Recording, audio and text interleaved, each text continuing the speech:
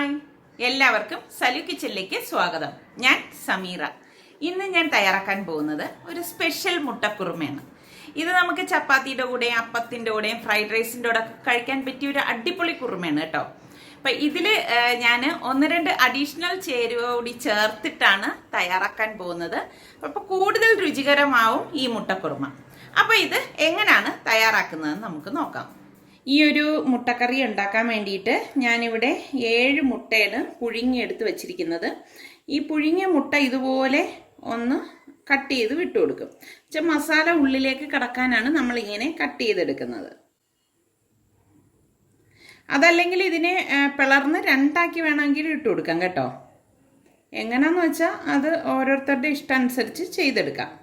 അപ്പം മുട്ടയെല്ലാം ഞാൻ ഇതുപോലെ വരഞ്ഞെടുത്ത് വെച്ചിട്ടുണ്ട്. ഇനി നമുക്ക് ഇതെങ്ങനെയാണ് കറിയാക്കുന്നതെന്ന് നോക്കാം. ഞാൻ അടുപ്പത്ത് വെച്ച് ചൂടാകുമ്പോഴേക്കും ഞാനിതിലേക്ക് ഏകദേശം 3 ടേബിൾ സ്പൂൺ എണ്ണ ഒഴിച്ചു കൊടുക്കുകയാണ്. എണ്ണ ചൂടാകുമ്പോഴേക്കും ഞാനിവിടെ 1/4 ടീസ്പൂൺ ഉലുവയിട്ട് പൊട്ടിച്ചു കൊടുക്കും. ഉലുവ ഇതുപോലെ ഒന്ന് ചൂടാകുമ്പോഴേക്കും ഞാനിവിടെ 4 പീസ് ഗ്രാമ്പുവും ഇതുപോലെ 2-3 പീസ് പട്ടയും കൂടി ഇട്ട് കൊടുക്കുകയാണ്. ഇതുപോലെ ഒന്ന് ഓടിച്ചിട്ട് കൊടുക്കും.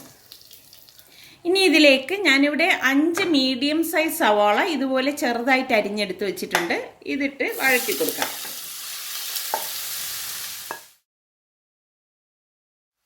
ഉള്ളി വഴറ്റുന്നതിനോടൊപ്പം തന്നെ ഞാനിവിടെ 2 ടീസ്പൂൺ ജിഞ്ചർ ഗാർലിക് പേസ്റ്റ് എടുത്തിട്ടുണ്ട്. അതും കൂടി ഇട്ട് കൊടുക്കാം. ഇതിപ്പോൾ ഞാൻ ഫ്രീസറിൽ വെച്ച് സെറ്റ് ചെയ്തെടുത്ത് ജിഞ്ചർ ഗാർലിക് പേസ്റ്റ് ആയതുകൊണ്ടാണ് ഇതുപോലെ കട്ടിക്കിരിക്കുന്നത്. അത് ഈ എണ്ണയിൽ കിടന്ന് ചൂടാവുമ്പോഴേക്ക് അത് മെൽറ്റ് ആയിക്കോളും. അപ്പം ഇത് നിങ്ങൾക്ക് ഇതുപോലെ ഉണ്ടാക്കിയെടുക്കണമെങ്കിൽ ഞാൻ ഇതിൻ്റെ വീഡിയോ ഇതിന് മുൻപ് അപ്ലോഡ് ചെയ്തിട്ടുണ്ട്. അപ്പോൾ അതിൻ്റെ ലിങ്ക് ഞാൻ എൻ്റെ ഡിസ്ക്രിപ്ഷൻ ബോക്സിൽ കൊടുത്തിരിക്കാം. കണ്ടോ, ജിഞ്ചർ ഗാർലിക് പേസ്റ്റൊക്കെ ഇവിടെ മെൽറ്റ് ആയിട്ടുണ്ട്. ഇത് നന്നായിട്ടൊന്ന് വഴറ്റിയെടുക്കാം. ഇത് ചെറുതായിട്ട് നമ്മൾ ചോപ്പ് ചെയ്തെടുത്തത് കൊണ്ട് തന്നെ പെട്ടെന്ന് നമുക്കിത് വഴറ്റിയെടുക്കാൻ സാധിക്കും. ഇതിവിടെ വഴണ്ട് വരുന്ന നേരം കൊണ്ട് നമുക്ക് ഈ തേങ്ങയൊന്ന് അരച്ചെടുക്കണം. ഞാനിവിടെ 1/2 കപ്പ് തേങ്ങ എടുത്തിട്ടുണ്ട്. പിന്നെ ഇതിലേക്ക് വേണ്ടിയിട്ട് ഞാനിവിടെ 1/2 ടീസ്പൂൺ പെരിഞ്ജീരകം, അതായത് ഫെന്നൽ സീഡ് എടുത്തിട്ടുണ്ട്. 10 കാഷ്നട്ട് എടുത്തിട്ടുണ്ട്. ഞാനിവിടെ വറുത്ത കാഷ്നട്ടാണ് എടുത്തിരിക്കുന്നത്. നിങ്ങളുടെ കയ്യിൽ പച്ച കാഷ്നട്ട് ഉണ്ടെങ്കിൽ അത് എടുത്താലും മതിയാകും. പിന്നെ വേണ്ടത് 4 ഏലക്കായയും എടുത്തിട്ടുണ്ട്. അപ്പം ഇത് ഇത്രയും കൂട്ടിയിട്ട് നന്നായിട്ടൊന്ന് അരച്ചെടുത്തിട്ട് വരാം. ഇനി നമുക്കിതിലേക്ക് പൊടികൾ ചേർത്ത് കൊടുക്കാം. ഞാനിവിടെ 3 ടീസ്പൂൺ കാശ്മീരി റെഡ് ചില്ലി പൗഡറും 1/2 ടീസ്പൂൺ മഞ്ഞൾപ്പൊടിയും 1 ടീസ്പൂൺ മല്ലിപ്പൊടിയും 1/4 ടീസ്പൂൺ കുരുമുളക് പൊടിയും 1/2 ടീസ്പൂൺ ഗരം മസാല പൊടിയും കൂടി ഇട്ട് ഇളക്കി കൊടുക്കാം. ഈ പൊടികളുടെ പച്ചമണം മാറുന്നത് വരെ ഇതൊന്ന് ഇളക്കി കൊടുക്കണം. നമ്മൾ ഇതുവരെ ഇതിലേക്ക് ഉപ്പിട്ടിട്ടില്ല. അപ്പോൾ പാകത്തിനുള്ള ഉപ്പിട്ട് കൊടുക്കണം. പിന്നെ മുട്ട പുഴുങ്ങാൻ നേരം ഞാൻ ഉപ്പിട്ടിട്ടാണ് മുട്ട പുഴുങ്ങിയെടുത്തത്. അപ്പം അതിനനുസരിച്ച് വേണം നമ്മൾ ഇതിലേക്ക് ഉപ്പ് ചേർത്ത് കൊടുക്കാനുള്ളത്.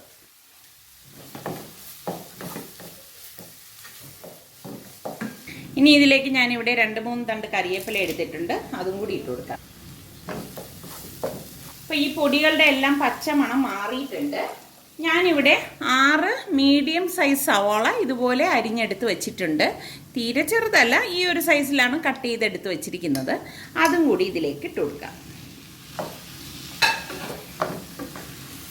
എല്ലാം കൂട്ടിയിട്ട് നന്നായിട്ടൊന്ന് മിക്സ് ചെയ്ത് കൊടുക്കാം.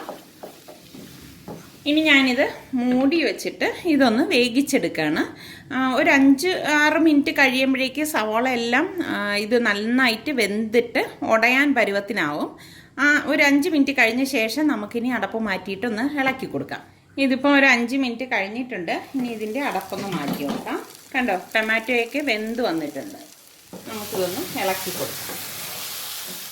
ഞാനിവിടെ 1/4 കപ്പ് വെള്ളം ഒഴിച്ച് തേങ്ങ നന്നായിട്ട് അരച്ചെടുത്ത് വച്ചിരിക്കുന്നതാണ്. അപ്പോൾ അത് ഇതിലേക്ക് ഒഴിച്ചു കൊടുക്കാം. എല്ലാം കൂട്ടിയിട്ട് നന്നായിട്ടൊന്ന് യോജിപ്പിക്കണം. ഇപ്പോൾ കണ്ടോ, ഇതിവിടെ കുറുകിയാണ് ഇരിക്കുന്നത്. അപ്പം നമുക്കിനി ഇതിലേക്ക് ഞാൻ ഈ അരച്ചിരിക്കുന്ന ജാറിൽ തന്നെ 1/2 കപ്പ് വെള്ളം എടുത്തിട്ട് ഇതിലേക്ക് ഒഴിച്ചു കൊടുക്കും. നല്ല മണം കേട്ടോ, കാരണം ആ തേങ്ങയും ഏലക്കായും കാഷ്നട്ടും ഒക്കെ ചേർന്ന് വരുമ്പോഴേക്ക് ശരിക്കും ആ ഗ്രാമ്പൂവിൻ്റെ മണമില്ലേ, ഗ്രാമ്പൂ നമ്മൾ എണ്ണയിലല്ലേ ഇട്ടത്, ഈ സമയമാണ് ശരിക്കും ആ പട്ടയുടെയും ഗ്രാമ്പൂവിൻ്റെയും മണം നമുക്ക് വരുന്നത് ഈ തേങ്ങ ഇട്ട ശേഷം. നല്ല ഒരു മണം വരുവാണ്. ഇതോടൊപ്പം തന്നെ ഞാനിവിടെ വെള്ളം ഒഴിച്ചു കൊടുക്കുകയാണ്. നമുക്ക് എത്ര വെള്ളം വേണം ചേർക്കേണ്ടതെന്നുള്ളത് നോക്കുക. നിങ്ങൾക്ക് കുറച്ച് തിക്കായിട്ടാണ് വേണ്ടതെങ്കിൽ ഇത്രയും മതിയാവും കേട്ടോ.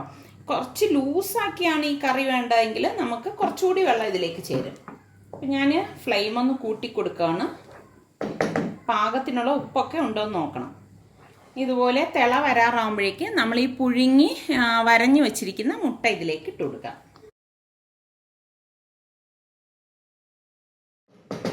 രണ്ട് മൂന്ന് തണ്ട് കറിവേപ്പിലയും കൂടി ഞാൻ ഇതിലേക്ക് ഇട്ട് കൊടുക്കണം. നമ്മളിതുപോലെ മുട്ട ഇട്ട ശേഷം ഇതുപോലെ ഒന്ന് തിളയ്ക്കുമ്പോഴേക്ക് ഗ്യാസ് ഓഫ് ചെയ്ത് കൊടുക്കാം കേട്ടോ. ഞാനിതൊന്ന് ടേസ്റ്റ് നോക്കിയിട്ട് പറഞ്ഞുതരാം. നല്ല അടിപൊളി ടേസ്റ്റാണ് കേട്ടോ. ശരിക്കിത് അപ്പത്തിൻ്റെ കൂടെയും ചപ്പാത്തിയുടെ കൂടെയൊക്കെ കഴിക്കാൻ പറ്റിയ നല്ല ഒരു കോമ്പിനേഷനാണ് കേട്ടോ. ഇത്രയും മതിയാവും. ഞാനിത് ഗ്യാസ് ഓഫ് ചെയ്തിട്ട് ഒരു സെർവിങ് പ്ലേറ്റിലേക്ക് മാറ്റുവാണ്.